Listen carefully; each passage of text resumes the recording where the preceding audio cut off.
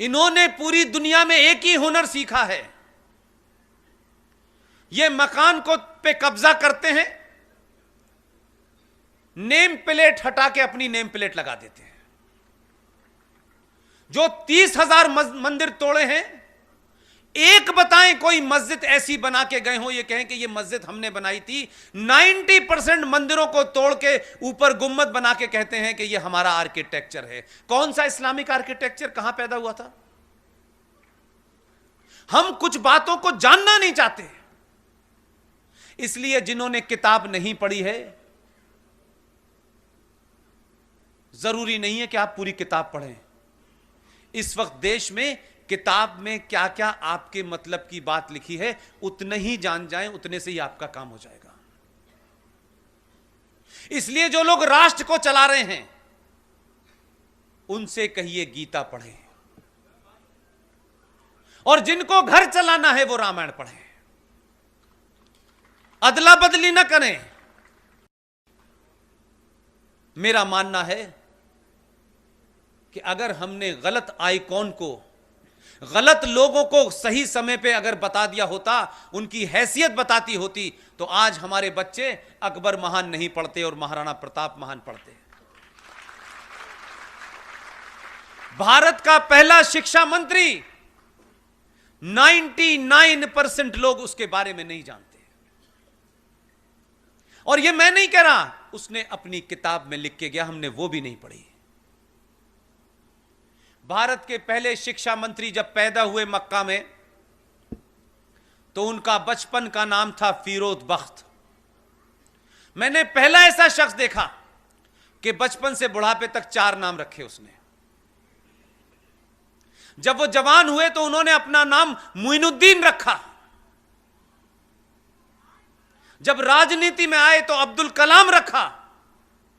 लेकिन राजनीति में एक विशेष राजनीति करनी थी तो मौलाना अबुल कलाम आजाद हो गए। यह उनकी जाती शख्सियत की बात बता रहा हूं, लेकिन लार्जर पिक्चर क्या है, उन्होंने अपने जीते जी एक किताब लिखी है। उस किताब का नाम है India wins freedom. Oriental Publication ने यह छापी है। आप सबने वही किताब पढ़ी है, लेकिन उसमें एक चीज कही गई वो नहीं पढ़ी आपने।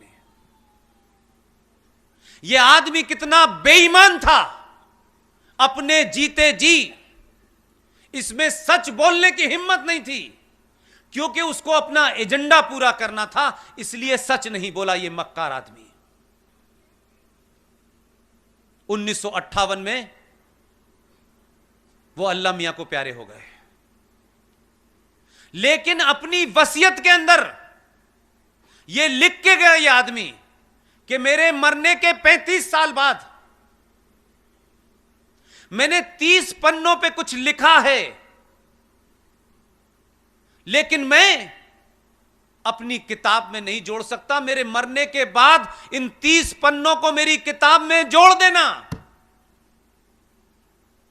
ऐसा ईमानदार आदमी भारत का शिक्षा मंत्री था, जो अपने रहते हुए सच नहीं बोल पाया, अपने बारे में सच नहीं बोल पाया। उसने भारत की शिक्षा नीति में कौन सी सच्ची बात कही होगी, इससे बड़ा कोई झूठ हो सकता है? 1998 के अंदर सुप्रीम कोर्ट में केस चला, उनके वारिसों ने केस जीत लिया। ओरिएंटल पब्लिकेशन स्वाइन ने वो केस जीता और वो 30 पन्नों के साथ वो किताब दोबारा से छाप दी मार्केट में। हमारे समाज ने फिर भी नहीं पढ़ी। हम तो बहुत महान मानते थे, क्योंकि मौलाना आजाद ने जिना की बुराई की, कहा कि जिना तुम पाकिस्तान बना रहे हो, ये गलत कर रहे हो। मुझे जिना से कोई शिकायत नहीं है, मुझे असदुद्दीन ओवैसी से कोई शिकायत नहीं है, मुझे इस देश के सेकुलर मक्कार मुसलमान से शिकायत है। उसने यहां रह करके जिना से ज्यादा खतरनाक काम किया। 90 के अंदर वो किताब छपी, पूरे मार्केट से किताब गायब हो गई। जिन्होंने उस पर राजनीति की थी उनको पता था ये किताब अगर गलत लोगों के हाथों में पड़ गई तो हमारा पूरा का पूरा जो सेकुलरिज्म का चरित्र है वो जमीन पे गिर जाएगा। लेकिन मैंने भी सही जगह जन्म लिया है। उस किताब की एक कॉपी मेरे पास भी है। तुमने किताब भले ही इस मार्केट से गायब कर दी हो, 3 साल में मैंने उसको इतना बताया है कि लोगों को पता चल गया ये देश का पहला फ्रॉड शिक्षा मंत्री क्या था। उस 30 पन्नों का जिस्ट इतना ही है कि उसने कहा यह बात मैं कह नहीं सकता, बताना नहीं चाहता, क्योंकि उसका एजेंडा भारत के अंदर सेकुलरिज्म की आड़ में इस देश में आज जो शाहीन बाग बन रहे हैं वो उसकी वजह से बन रहे हैं। 30 पन्नों में उसने कहा Jinnah was right, Nehru was wrong. Nehru चाहते थे कि पाकिस्तान बने, जिन्ना नहीं चाहते थे। यह बात अगर अपने सामने कह देता तो शिक्षा मंत्री नहीं बन पाता। तो भारत की आने वाली जनरेशनों को जिस तरीके से आज वो एक रास्ते से उतर गई हैं, जिसकी वजह से स्वामी जी से लेके हजारों लोगों को, हम लोगों को रात में जग जग के सही बात बतानी पड़ रही है, वो नहीं पड़ती अगर ये बात ना होती तो। ये वो खतरनाक लोग थे जो भारत में रहते हुए ये कहते थे सब कुछ मिल जाएगा, क्यों जा रहे हो, तुम्हारी जितनी हसरतें हैं, जितनी ख्वाहिशें हैं, यहां रह के पूरी हो जाएंगी। पाकिस्तान बड़े सोच के बना था जो यहां रह गए थे। 1946 में पाकिस्तान बनने के लिए मुस्लिम लीग ने वोट मांगा। 475 सीटों में से मुस्लिम लीग को इस देश के मुसलमानों ने 425 सीटें दी। सारे देश का मुसलमान पाकिस्तान चाहता था, लेकिन कितने समझदार लोग थे, पाकिस्तान बनने के बाद यहां से गए नहीं। आपके बॉर्डर पे एक इस्लामिक मुल्क बनवा करके, एक आर्मी लगवाने के बाद, एक ईस्टर्न बॉर्डर पे आपके एक पाकिस्तान इस्लाम बनाने के बाद यहां से नहीं गए। इसीलिए अलीगढ़ यूनिवर्सिटी में जब मेरे बड़े भाई हुआ करते थे, मैं स्कूल में छोटा होता था तो एक नारा लगता था, वो मैं कभी समझ नहीं पाता था कि इस नारे का मतलब क्या है, क्योंकि मेरी जिंदगी सुबह से लेकर शाम तक कुरान, इस्लाम, नमाज, हरिया और शरीफ में गुजरती थी। उस वक्त ये नारा बड़ी आसानी से लगता था बीच बीच में कि लड़ के लिया है पाकिस्तान, हंस हंस के लेंगे हिंदुस्तान। आज 70 सालों के बाद इस देश को पता चल रहा है कि जो यहां हैं वो इसी संविधान का हिस्सा बनके, इसी डेमोक्रेसी का इस्तेमाल करके उन्होंने एक आदर्श सत्ता इस देश में स्थापित कर ली थी।